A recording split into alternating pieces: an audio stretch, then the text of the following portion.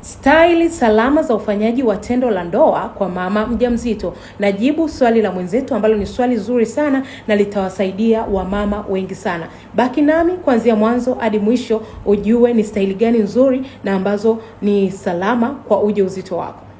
Pedi yetu ni Pacifier Organic Pedi.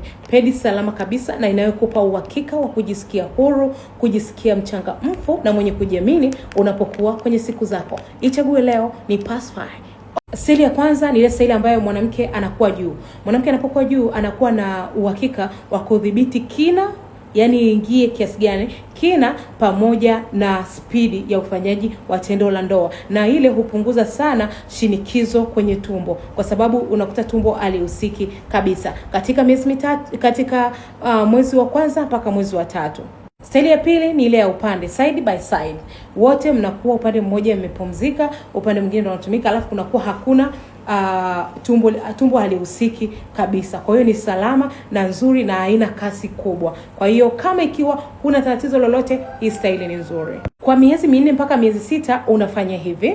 Inaendelea ile ya mwanamke kuwa juu itasaidia na ile ya side by side, lakini hapa tunaweza tukaongeza doggy style kidogo. Lakini kwa hapa mwanaume anatakiwa kuzuia kuto kuingiza ndani sana. Yaani kina cha ndani, yani anatakiwa kuwa na, yani siwe ndani, kwa sababu unapokuwa doggy style uume unaweza kaingia ndani zaidi. Kwa hiyo mara nyingi mnapokuwa mmeamua muifanye doggy style, ni vizuri mwanaume asiingize kwenye kina kirefu sana kwa sababu inaweza ikaleta shida.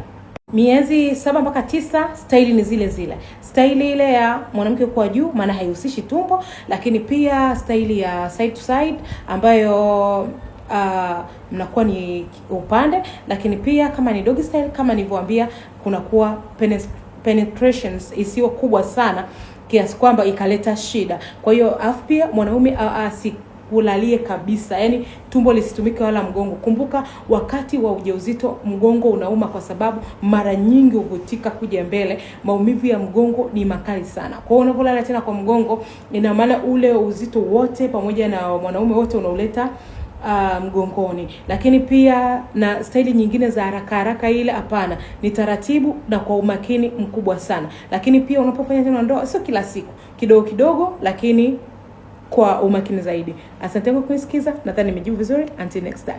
Bye bye.